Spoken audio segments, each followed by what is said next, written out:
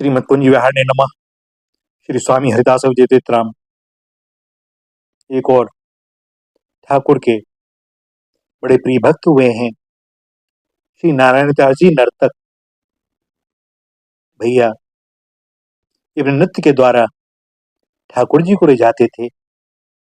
पद गायन और नृत्य, इसमें इनकी विशेष रुचि थी। श्री नारायण दास जी नर्तक का प्रेम दिन प्रतिदिन बढ़ने वाला था।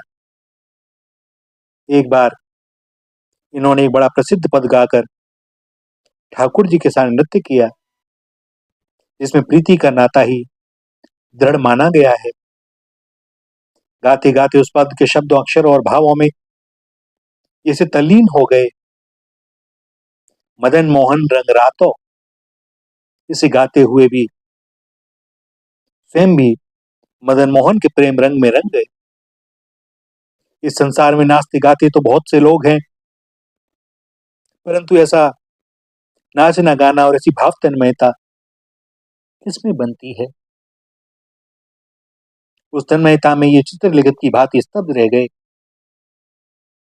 और ठाकुर जी ने इन्हें प्रत्यक्ष दर्शन दिए। जो व्यक्ति आनंदित होकर भक्ति पूर्वक अनेक भावों से भगवान श्री कृष्ण के श्री विग्रह के आगे नृत्य करता है, उसके सैकड़ों मनवंतरों के जन्मों के पाप नष्ट हो जाते हैं। ताली आदि बजाते हुए जो व्यक्ति भगवान श्री कृष्ण के आगे नृत्य करता है, उसके शरीर में रहने वाले पाप रूपी पक्षी तत्काल उड़ जाते हैं।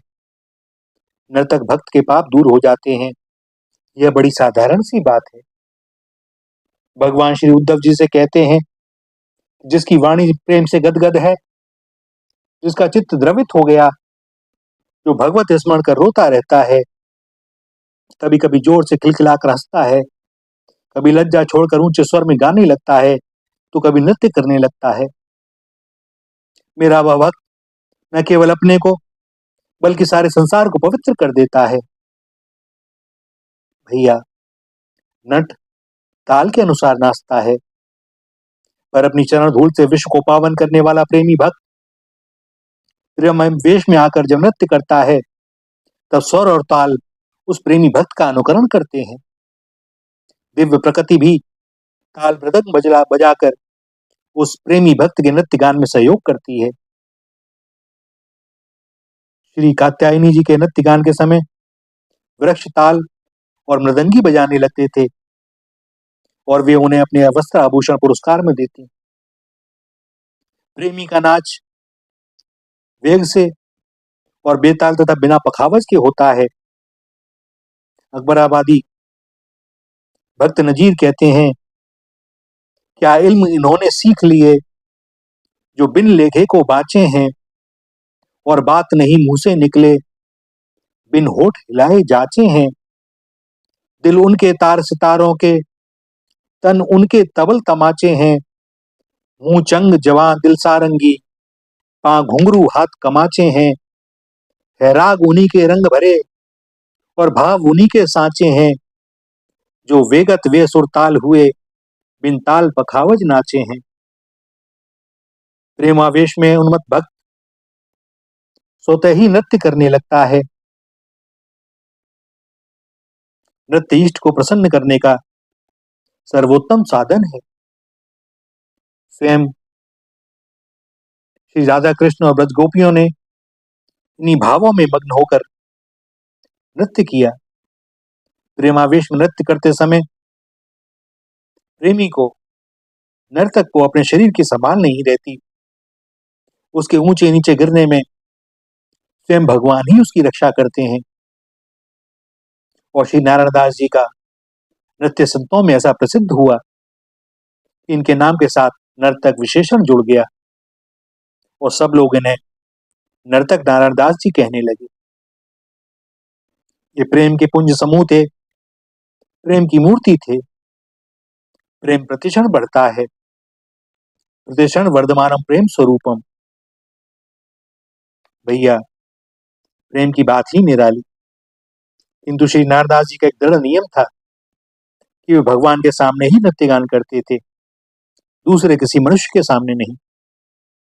इस व्रत को हृदय में धारण कर भक्ति प्रचार और संतों के दर्शन के लिए देश देशांतरों में जहां जहां भक्त समूह होता, वहां वहां आप जाते। एक बार घूमते हुए ये हड़िया सराय को गए और वहीं पर कुछ दिन उन्होंने निवास किया। श्री ठाकुर जी के सामने नित्य ही नृत्य कीर्तन करते। कुछ समय के बाद वहां के लोगों की काफी भीड़ वहां जुटने लगी और सभी लोग इनके नृत्य कीर्तन की प्रशंसा करने लगे। उस प्रशंसा को सुनकर वहां के यवन शासक मीर ने इन्हें यह कहकर बुलवाया कि हमारे यहाँ बड़े बड़े महापुरुष भगवत जन भक्तजन आते हैं, आप भी आइए। गुणी लोगों से मिलने की मेरी बड़ी इच्छा रहती है और उनके न मिलने से मुझे बड़ा दुख होता है, तो आप कृपया कर यहाँ पधारे, मुझे दर्शन दें। यह संदेश लोगों के द्वारा श्री नारायणदास जी को मिला तो इन्हें बड़ी कठिनाई हुई। समझ में नहीं आ रहा क्या करें ना करें, क्योंकि वह भगवान के नाम से ही बुला रहा है, किंतु वह भाव तो उसमें है नहीं। लोगों ने इनसे कहा कि जैसी आपकी इच्छा हो आप वही करें, किंतु मीर साहब आपके नृत्य कीर्तन को देखने के लिए बड़े व्याकुल हो रहे हैं।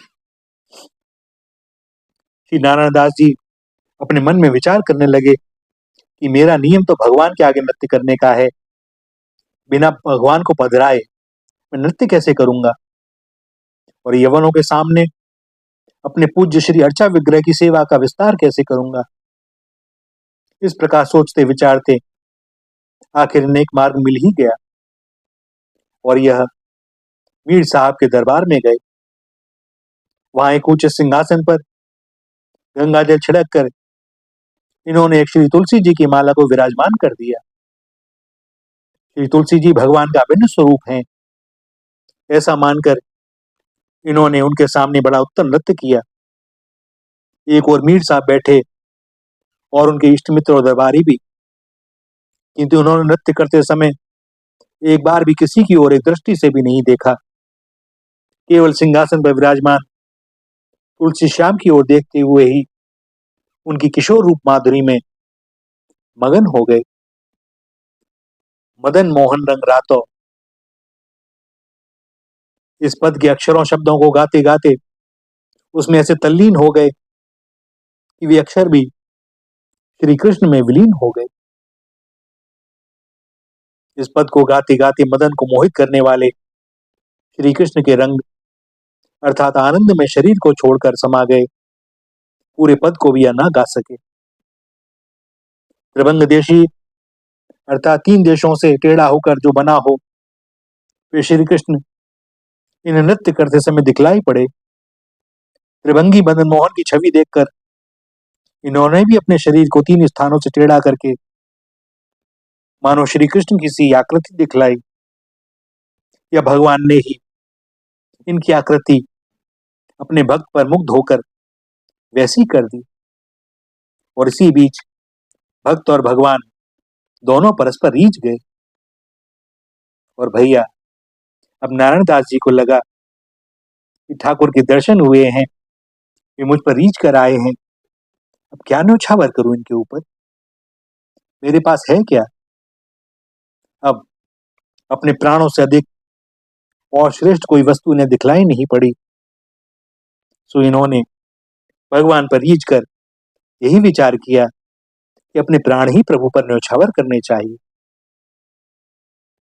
और इन्होंने कर दिया। प्राण निकल जाने पर भी इनका त्रिभंग शरीर ज्यों का त्यों खड़ा रहा। निष्प्राण शरीर की ऐसी शोभा हुई जैसे लिखित चित्र हो, कोई मूर्ति बनी हुई हो। और भगवान ने उनकी इस प्रेम भरी भेंट को स्वीकार कर लिया। भक्त और भगवान का मिलन हो गया। श्री राधा, श्री राधा, श्री राधा।